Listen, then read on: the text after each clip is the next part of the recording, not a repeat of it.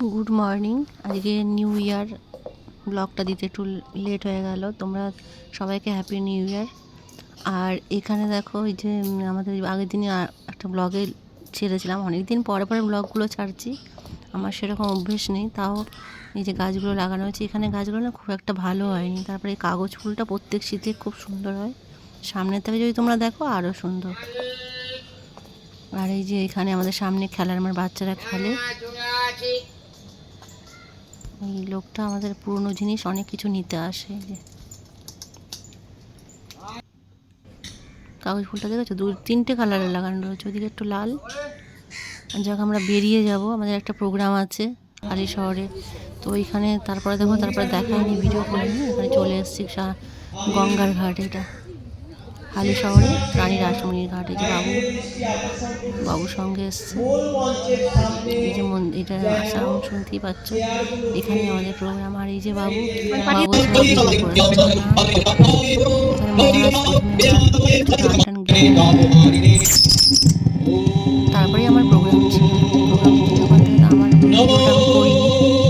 তো এখান থেকে দেখো এই চলে এসছে। বাবুকে বললাম, বাবু একটু চা খাও। আমিও চা খেয়েছি, তো পাপড়ি চাটটা আমি আর খাইনি, কারণ দই টই থাকে তো সেখানে গলা টলা বসে যাবে, দই টই খেতে পারি না। তো এই দোকানটা, এই যে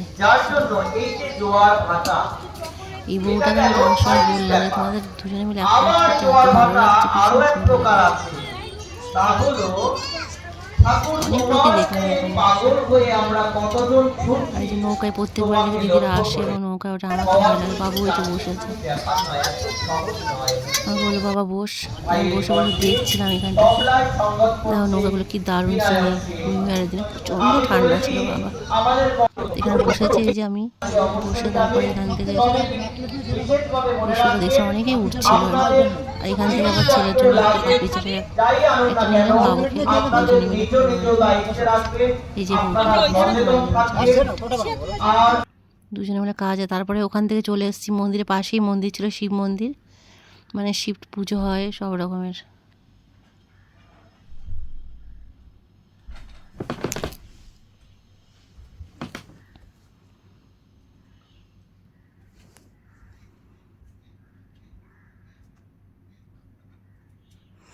এখান থেকে তারপর নিয়ে এসে চুড়িগুলো কিনলাম। অনেক চুড়ি দিয়েছিল, অনেক প্রচুর চুড়ি, অনেকগুলো কিনেছি, প্রায় 7টা মতন। তারপর বাড়ি চলে আসছি।